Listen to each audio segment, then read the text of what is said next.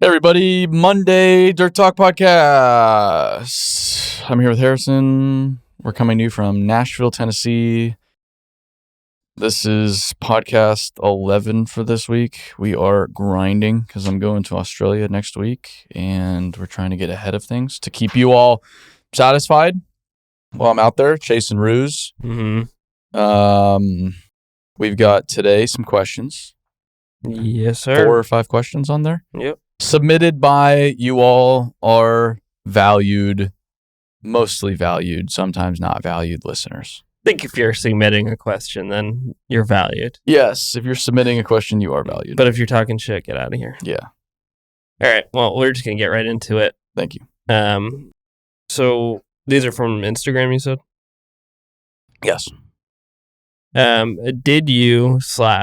Do you have a mentor? The mentorship thing is interesting. I feel like it's a little misunderstood. I feel like a lot of people are just waiting for someone to magically find them. Oh, yeah. Wow, you have so much potential, and then scoop them up and carry them through life and their career and guide them to success. And it's never at least been that way for me, and I've very rarely seen it carry out like that in reality.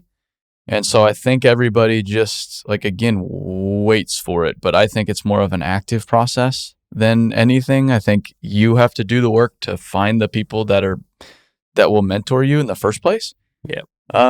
If I go all the way back, obviously my father helped raise me. My mother helped raise me.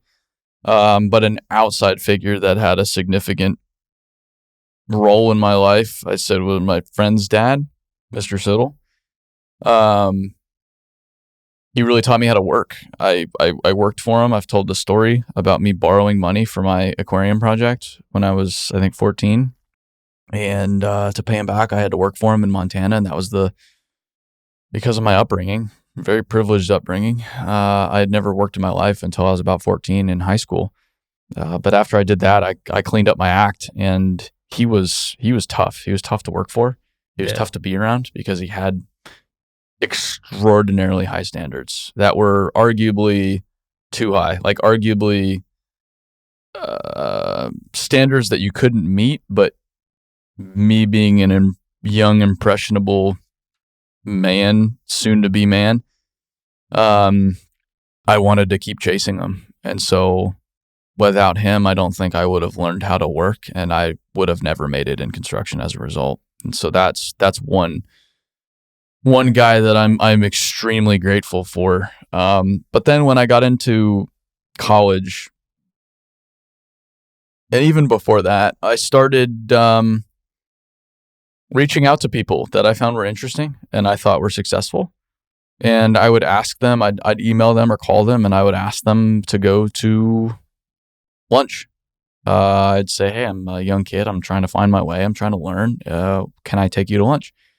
And almost every single time they'd say, sure. And then the funny thing is, I would never have to pay for lunch. They would always insist to pay for lunch. And what we'd talk about, we'd sit down for an hour, and I would just ask them questions about how they got started and what they would do in if they were in my shoes, and all kinds of questions. It was just I would let the curiosity just take me to wherever I was. And some of those relationships developed further, others didn't, but I at least got to take away a lot from those conversations. I still remember each one vividly. And then nowadays, I think I've had the ability to interact with a lot of very talented, successful individuals, all walks of life.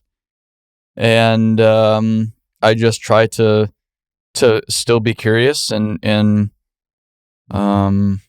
develop relationships with them as I can. But I'm not necessarily actively looking for one individual to just take me under their wing and carry me again to that promised land. I think I've more so approached it as there's something I can learn from everybody. And so I've always tried to maximize as many opportunities as I can to learn from people in person. And then nowadays, podcasts, books, Yeah. social media, following some of these people and seeing what their lives are.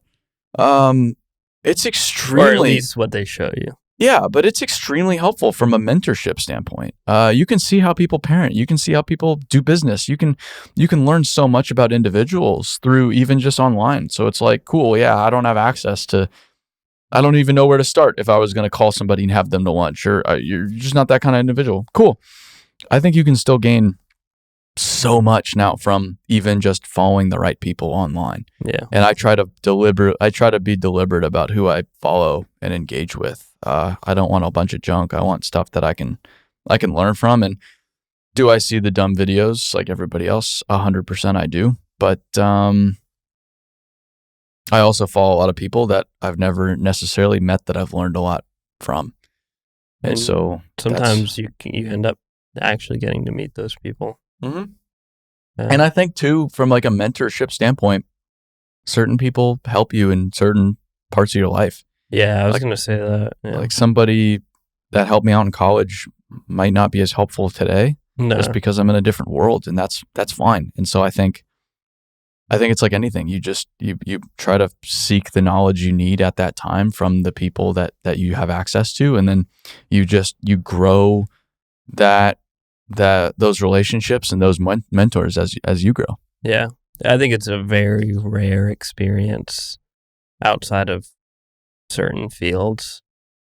Maybe if you're a classically trained piano player, like maybe you'll have a mentor, but that doesn't even always happen. I think it's a very rare thing to like the conventional mentor that we think about in our mind, old dude with white hair who his career never really took off in the concert world or whatever, but he's this like virtuoso on the piano. Well, it's like a Mr. Miyagi. An old master. Yeah, it's taught to us by the movies. And then I think it becomes an excuse. Like, well, I don't have a mentor. It's like I don't have a mentor. I wouldn't say there's one person that I can attribute everything I've learned to, but that's the point. I think that's unreasonable. I think you can learn from everybody. It's like when I was starting out in construction, did I have some people that paid a little extra attention to me because I was hungry? Yeah, but I was learning from everybody. All of the laborers I was around, the pipe layers I was around, the engineers that would come out to site, the surveyor, the operators. I was trying to learn from everybody. And even if I wasn't talking to them, I was watching them. Why is the excavator operator doing this? Why is the loader operator doing that? Why are they putting the pipe there? And so everything was a question. It was just nonstop curiosity. And I don't think you can go wrong with a curious mind. Yeah. I think focusing on being a student more than finding the right teacher, being a better student instead of finding the right techer. Because, and then if you're the better student, people are going to want to invest in you. Yeah, of course. I know plenty of teachers who, especially like even coming up in my degree, just like you could tell that the people that they wanted to work with, which that's not always right because but the point is that they were that person's mentor at the time. Mm-hmm. I had different mentors when I needed them, but you're not going to find one person. I don't think that just in my perspective. If you do, congratulations. Yeah. If you're waiting for that one person, you are going to be waiting a long time. You're going to be waiting your whole life. Cool. Well, thanks to whoever sent that in. If you hear this, then comment. So we're going to move on to the next one. How long until operators are replaced by AI? This is obviously getting talked about a lot because AI is the hot topic nowadays, the sexy topic. I've seen some people argue that AI is going to come a lot faster than we think, and maybe it is. But just based on, I could be completely wrong, and I could be very naive, but based on the latest and greatest I've seen, it's for specific applications, for very repeatable tasks like hauling in mines, in very developed mines, very big mines on a large scale. Pile driving for solar installation, which is what BuildWitt Robotics is working on. I mean, I've seen the latest and greatest technology. Yeah. And it's just not close to actually replacing everybody. And there are so many nuances to moving dirt, building stuff, laying pipe, whatever it is, that we'll always need people, talented people to do the work, lead the work, and do everything surrounding the work itself. And so if you're afraid of AI taking your job, one, I don't think that I understand the fear, but I don't think it's rational. And then two, cool, yeah, if you are afraid of technology and AI taking your job, use that as motivation to make yourself more valuable and better. Because operating a machine, for example, isn't always just about operating a machine. Like if you can operate that machine well and master your craft, that's one thing. Mm-hmm. But if you can also, you're running an excavator and you become a mentor for those truck drivers out there, haul truck drivers, and you're able to teach other people, bring people into the fold, develop other people on site, build teams. Mm-hmm. I think that's the kind of stuff that is only getting more and more and more valuable. So I'd be looking at it like, all right, cool. What do I need to do? How do I need to grow to make sure that I'm not replaceable? I don't want to be replaceable, and that's what I'm trying to do at my business every day. I'm trying to make the argument to myself and everybody else here that no, I am worth being here, and I am absolutely not replaceable. And the day I stop doing that's the day I need to get the hell out. Yeah, I think, I mean, maybe some of the more, like you said, the repeatable stuff, but I just don't know if AI has the mind for that real physical problem solving or people problem solving, managing teams, managing stuff like that. So no, and so I mean, 2 weeks I'll be with autonomous truck operations in Australia, and it's the most spectacular thing in the world. I think it's awesome. It is a thing. It is coming. Some people love it. Some people hate it, but it's here, whether we like it or not. But that's, again, it's the vast minority of operations that are autonomous right now. Out of all the trucks hauling all of the stuff they are in the world, there's so few actually automated, and they've been working on the automation thing for 15 years, and here's where we are today. So again, maybe it accelerates and maybe I'm completely wrong, but if I were an operator, if I were out in the field, I wouldn't be worried about it. I'd be worried about what skills do I need to make myself valuable, irreplaceable, and if you do that, you'll be good to go. Yeah, there's no way that someone's gonna pull an expert operator out of a production machine to replace it with some AI that may or may not work. You know, maybe. I mean, maybe. We'll see. Boom. This next one's kind of funny. Will BuildWitt ever get into vertical construction? Yes, when AI replaces. Yeah. No, I've never. I appreciate vertical construction. It's cool, yeah. Because without vertical construction, I wouldn't have airports. I wouldn't have buildings. I wouldn't have a house to live in. It's essential stuff. Humans need shelter. Vertical construction is creating that shelter. But I don't like the vertical construction industry. I don't at all. Like I don't like GCs. I don't like that world. It's a personal opinion. Every bad experience I've had on job sites is with general contractors, coincidentally. And I think to succeed with what we want to do in the dirt world, to really help bring in that next generation, elevate, train that next generation, and retain that next generation, we have to focus exclusively on the dirt world, which to a lot of people is a niche, but to us is a lot more than that. And without the dirt world, there's no food, there's no water, there's no vertical construction because there's no foundation, there's no power, there's no natural resources. It's essential stuff.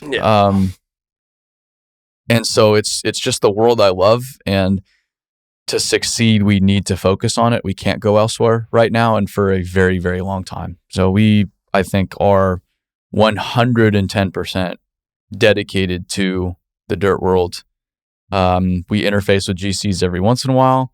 A GC is more than welcome to send a team to the Dirt World area Dirt World Summit later this year. We work with a lot of civil companies that also have a significant GC component. But when it comes to getting into business or buildings, no interest. And for the foreseeable future, it's not even a consideration. And whether that's stupid or not, it is what it is. It's just different too. I think the biggest difference between civil, I can unlock it when we're done.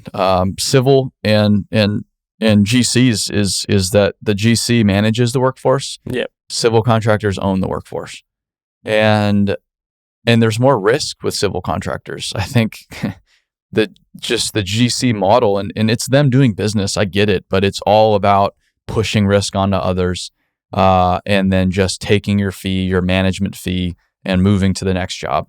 Whereas I think civil, it has a lot more risk. There's a lot more variables with the weather, with different entities, with your workforce doing the work. Yeah. And I think the work itself creates a level of humility that is really attractive to me. And that, yeah, sure, can and definitely exists in other parts of the industry and other industries. But again, every problem I've ever had is with a GC for some reason. And it's so frustrating. And I just want to stay away. And one, I have, sure, do I have a personal reason? Yeah, but it's just good business for us to focus on the dirt world right now is ultimately why we're focused on the dirt world. Yeah. I mean, the dirt world alone needs a lot of help. And it's just a massive market. I mean, they're two completely massive markets. Yeah. And people are like, oh, you need to do what you're doing, but for vertical construction, for GCs. Someone else will do it. Yeah, you go do it. Yeah. I don't want to do it. Or, agriculture. Like, no, you go do it. Yeah. You go do it. Yeah, because once you open up those floodgates, it's like, where do you stop? Is it you stop at farming? Do you stop at vertical? And then, like, after that, it's like, well, now there's biotechnology and design. And there's all kinds of stuff. It's like, it opens up some floodgates that I just don't think that this company is designed to handle. We're a small company too. Yeah. We're a small business. We only have so many resources, and so we can't go do everything. We can't go do even a small fraction of a percent of what we want to do. And so if we get distracted, we die, and that's why we're just going to stay focused. Yeah. And much respect for vertical people in vertical construction, and like crane operators are cool, man, but it's just a completely different world that we're not really equipped to handle right now, I feel like. And don't get me wrong, I have a ton of respect for those that do the work and build the buildings, the GCs that are good, because they're the rarity.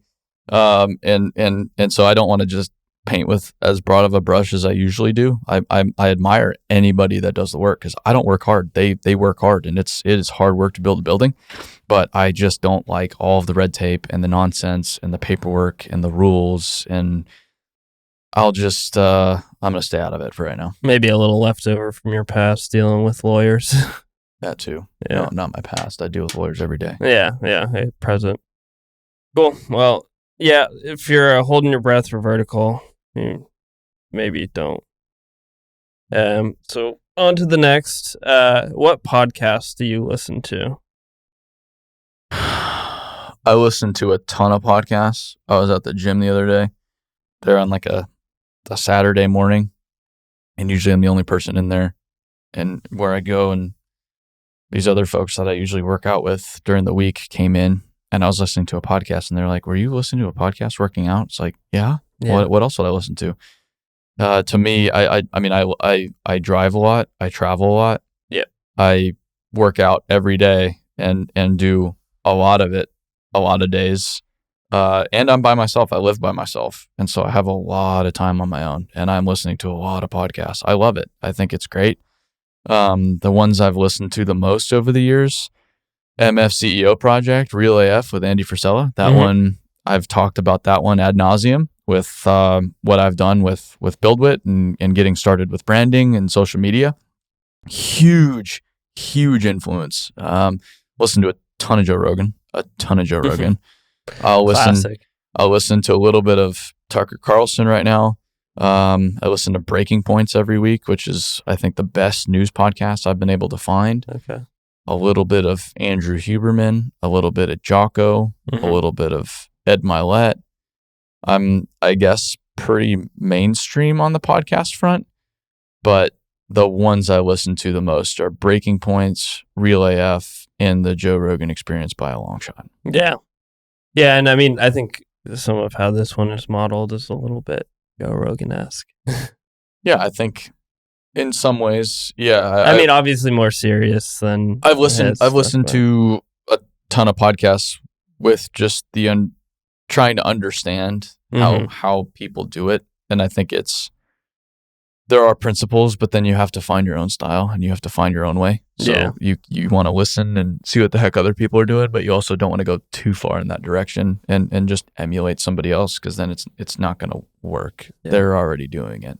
Yeah, I've never heard of Breaking Point, but Breaking Points, it's a killer podcast. Have you ever listened to How I Built This? I used to, not anymore. Yeah, that was a good one. Yeah, and then there's obviously like This American Life. Yeah, I've never listened to that one. There's so many of them. Yeah. And so if you're listening to this one, thank you, because there's a lot of options out there, and boy, is it cool to have you listening. So thank you to everybody listening to this. Yeah. But that is, I guess, a glimpse into what I consume. Yeah, no. It's a little when I see the podcast jokes come through on social media, like it stings a little bit, but I know that, we have we kind of have the Rolodex to back up what we're doing here, because there are like 315 episodes. So. We have been going. Yeah. So, and this year, two a week again, we'll be stacking them up, which is awesome. That's what I want to keep doing. Yeah. I want to keep it rolling. This is not a business bro, finance bro who just discovered, what the hell a podcast is, and thinks that they have the ego to do it. But no, we've at least been doing it a while. Yeah. But I do listen to others just randomly as people send them to me, and then I also listen to our internal podcast. Yeah, just to make sure I'm messaging in the right way, as like an audit. All right, how am I talking to our team? What did I say? What didn't I say? But probably should have. I listened to it with like more of a critical perspective. Yeah. Well, I listened to a few, but this one is definitely my top. I listen to every episode. So. Yeah. You have listened to every minute of every episode for years. For years. It's not every one. I haven't gone back and listened, but I have enough new stuff. Cool. So what is something you find interesting outside of the dirt world besides podcasts? Well, there's not a lot going on in my life from a hobby standpoint. Everybody's like, what are your hobbies? Like, no, I don't have, it's just work. And it's just work because it's all I want to do. I fucking love it now. I love it. I'm having fun again. And I haven't truly had fun in a while with some of the pressure we've had on our business and some of the financial shit I've been dealing with behind the scenes. But it's a lot of fun. I would say if I did have one quote unquote hobby, it would be aquariums. Yeah. I always had aquariums. I got my first big aquarium in 8th grade. I'd saved up some money and I had my good grades in my 8th grade classes. Nice. Except for math. And I bought a big freshwater aquarium, and it was a 90-gallon aquarium, which is pretty good. Pretty good size for a kid and for putting it in my really small bedroom. It was a freshwater aquarium with cichlids in it. They're called cichlids. They're African fish. And I loved the damn thing. And that was when I started to really understand how aquariums worked. And then after dealing with the cichlids for a while,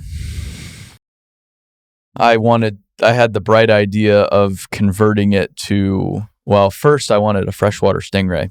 But then freshwater stingrays are illegal in the state of Arizona. And Go figure. I had a plan to bring a freshwater stingray in from another state, but my mom wasn't super keen on that.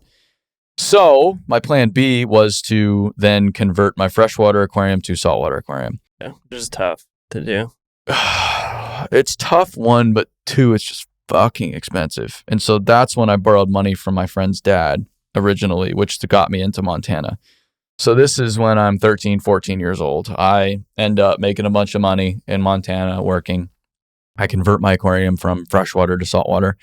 I make every mistake there is to make. But over the years, I start to get my systems figured out. And the complexity of it was that parents were divorced. So I was only at my mom's house, which is where my aquarium was, probably 60% of the time, and my dad's 40% of the time. So I needed to make sure that everything worked without me there all the time.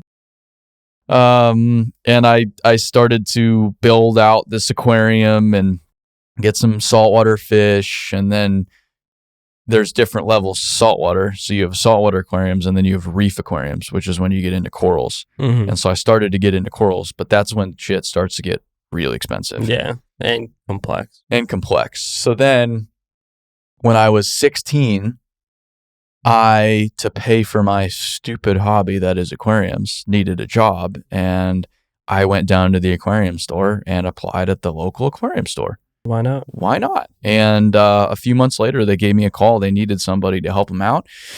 So I went to work at the aquarium store, and it was completely miserable. Yeah, don't make your hobby your job. It was a terrible. It was.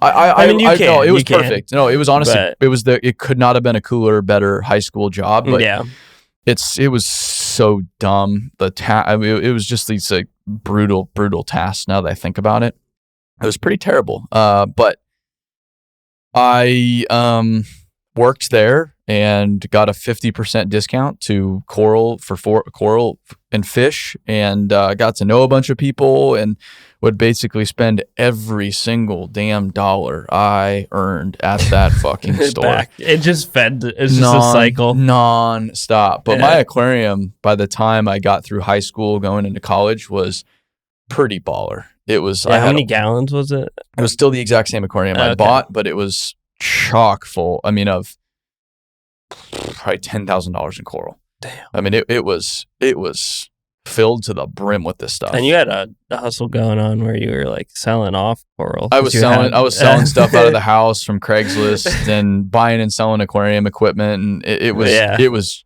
a complete. It was out of control.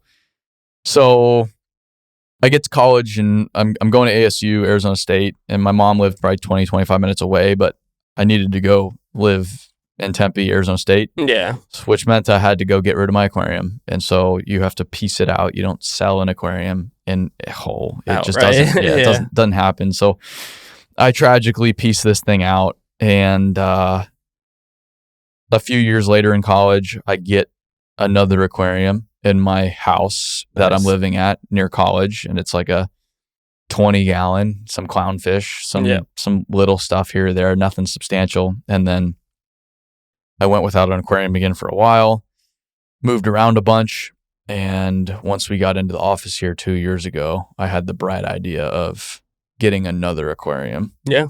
Because it was the only way I can have it with the travel is if I put it in the office where people are instead of my house, which is always rented anyway. And I've moved 10 times in the past 10 years. Yeah. This has been the most constant.